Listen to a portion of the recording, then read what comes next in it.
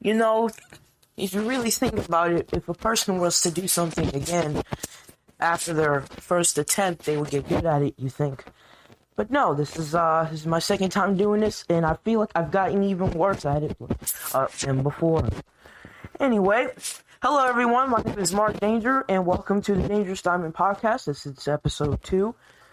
Today we're going to talk about Crown Jewel and Survivor Series, also the beginning of the NBA season. Last episode I started off with the basketball portion, so I feel like to keep up with everyone's OCD, I'll do that again today.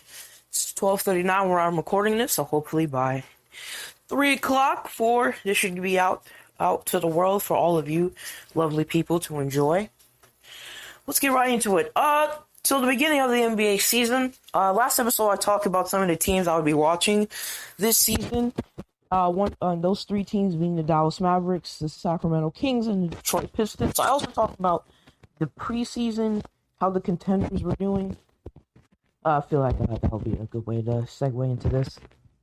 So the first team I talked about was the Dallas Mavericks. I talked about how the development of Tim Hardaway Jr.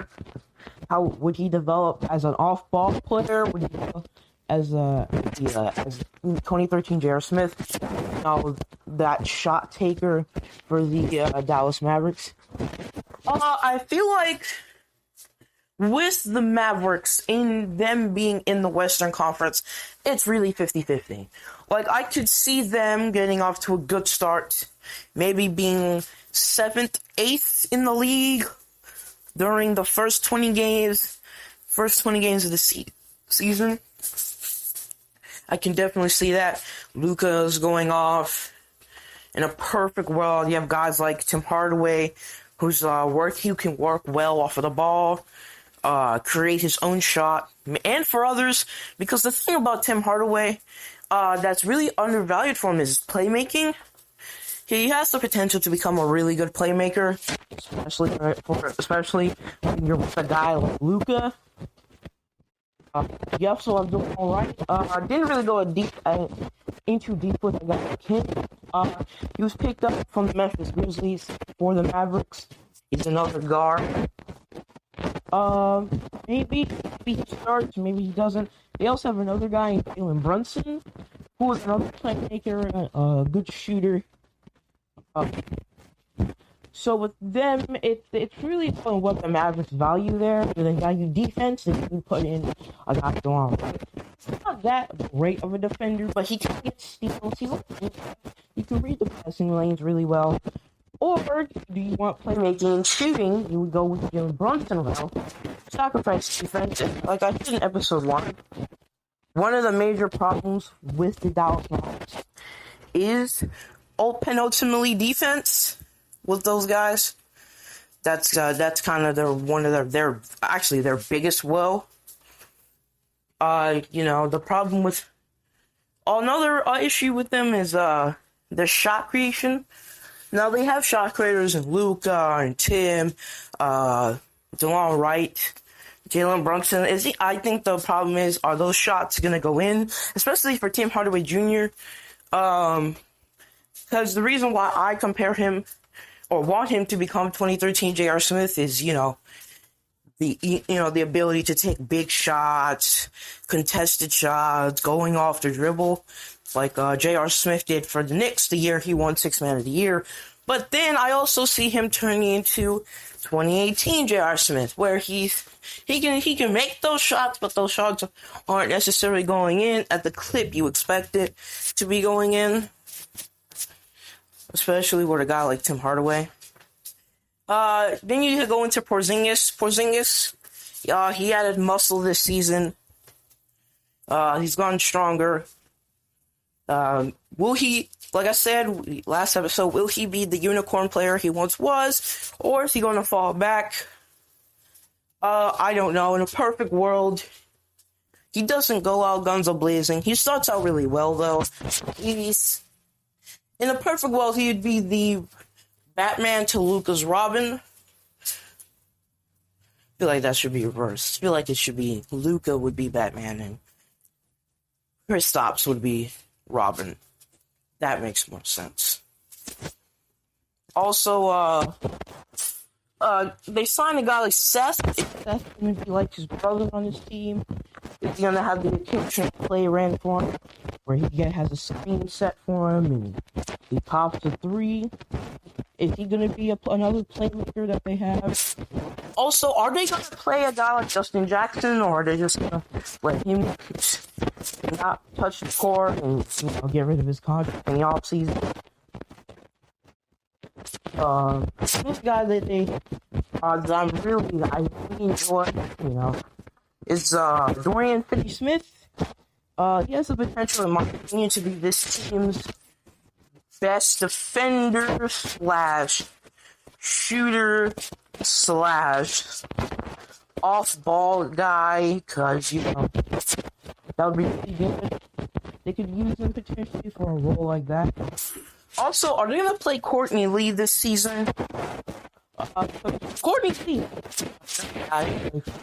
the Mavericks now. When he played for the Knicks, he was a really good defender. He was 6'5", 200 and something pounds. He could stay in front of guys. He could stay in front of his cutters, slashers. He could really also play passing lanes. He's all-around defender. Hopefully, they play him this season to boost his defense. He's also a shooter. But you're gonna need a guy like him for the team like the Mavericks. If I had to predict the first game against the Mavericks in the perfect world, they go. Let's see. 11-9-ish. I can totally see them going the opposite and going 9-11. That's my prediction for the Mavericks in their first 20 games. That's what I call the beginning of the season. Now for the Detroit Pistons, for them it's for them. You got the bad boy in Derrick Rose. Is he gonna shoot well in the first 20 games of the season? Is he gonna shoot well? Because if he does, the Ducks in the Pistons will start off really good. Started off really good last season. Kind of stumbled back as the season went along. Of course, once I got to House Blake, got him hurt. Back to Rose. He's gonna be a good shooter. Some season there was this one day where he just the rim. Is that gonna be a thing? Is he gonna be, somewhat of his 2011 self, his 2015 self? A big shot taker, great playmaker. He has guys that can play in Drummond, Stockmaker, and Food and Boy. Just somewhat athletic. I can catch a. Hopefully they run people with him and Blade or Drummond. Speaking of Blade, last anything. Yeah, that's kind of the thing for him. Is he going to step up as a ball handler, go to that next level there? Is he going to turn into essentially a 6'10" wing player? Just essentially using his finesse and his overall shiftiness as a ball handler to get to the rim, make plays for other players out on the floor. Also talk about Andre Drummond, step up as an offensive rebounder.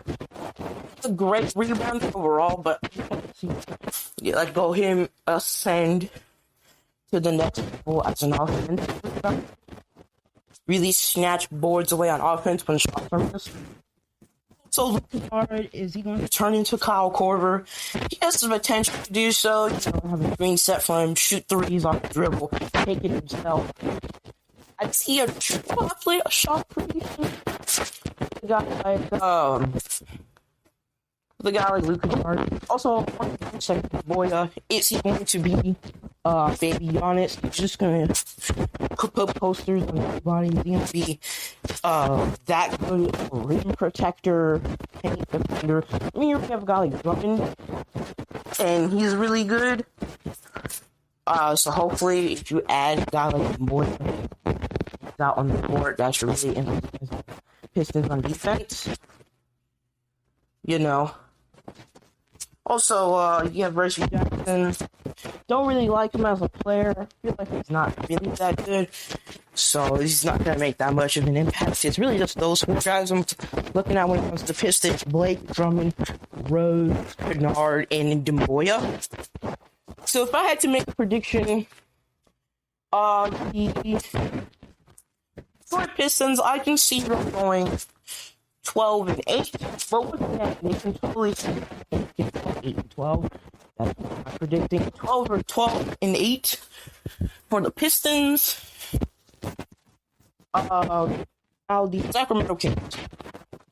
The Sacramento Kings talked about how De'Aaron Fox really ran to the rim really well. Is he going to keep up with the rim running? Did he add strength? Or did he add more finesse getting to the rim this season? Is Buddy Hield gonna turn into Kobe Bryant? Is he just gonna be the guy that's the guy that, hey, De'Aaron Fox sets up a play, flashy assist, shot off the dribble. Is he just gonna be that dude? Also, you have, the power forward situation. That's bigger problems. Billy Eatsa, Harrison Barnes, Martin Bagley. I said last episode that he should play center. With the whole height rule change, he's now 6'8". I mean, Montrezl Harrell plays center, but with the way Bagley plays, he's more of a 4 than a 5, unless he steps up as a Rudy Gobert. Excuse me, a Giannis type of shot blocker where he just splats balls on the backboard.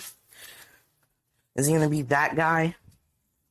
If so, then yes, you would move him to center. You'd bring up Harrison Barnes for defense and shooting. If not, if he doesn't really step up as that good a defender, you move him back down to the 4. You bring in a guy Dwayne Dedmon. Hell, you might have to bench him, have him come off the bench as a 6-man in place for Harrison Barnes if you want to contend. Or if you really want to play Bagley, that's what you would do. Option 1. Also, what are they going to do at power forward?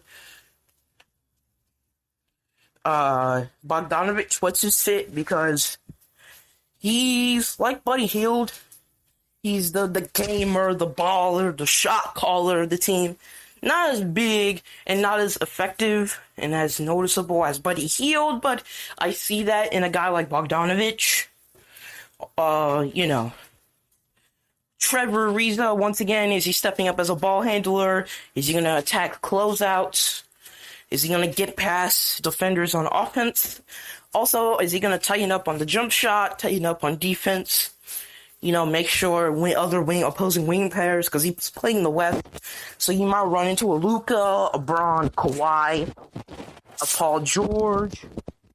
That level of wing play, is he going to be able to utilize that well enough to make sure their impact is not as good compared to him? Same thing for Harrison Barnes, because he's stepped up as a defender and a shooter. So my predictions for the Sacramento Kings in the beginning of the season, I can totally see this team going. Honestly, with way Aaron Fox runs and how flashy he is, I can see them going 19-1. Or 1-19. It's really up to those things that I talked about and I laid out for the Kings. Now for the contenders, the Lakers, the Clippers, the Rockets, and the Jazz. The Lakers, it's all about LeBron's revenge. I am naming, officially dubbing this season LeBron's revenge. Took 1 year off from the playoffs and everybody's scrutinizing for it. And now I assume he's going to be very pissed about that. So, the Lakers can start out 20-0 straight up undefeated, or they can struggle a little bit because of chemistry problems and go 0-20.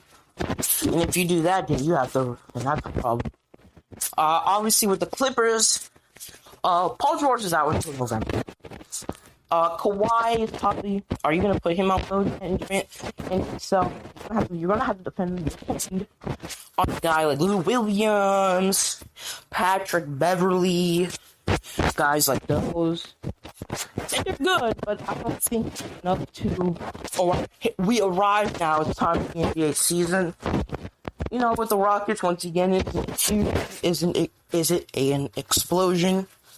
And then you have the Jazz, which is all like Donovan Mitchell gonna turn into that Paul George MVP discussion type player because he got a squad. Mike Conley has Rudy Gobert, Bojan Bogdanovic. Also Dante Exum. I love that guy. Shout out to Dante Exum. But yeah, that is the basketball side of things. Those are my predictions for the teams that will this season in the beginning of the season. Now, to the wrestling side of things. I want to talk about Crown Jewel. Specifically, I hope the 3 big matches on that card will be, obviously Cain Velasquez and Brock, Tyson Fury and Braun, Team Hogan versus Team Flair. Now, with this whole thing with Cain Velasquez and Braun,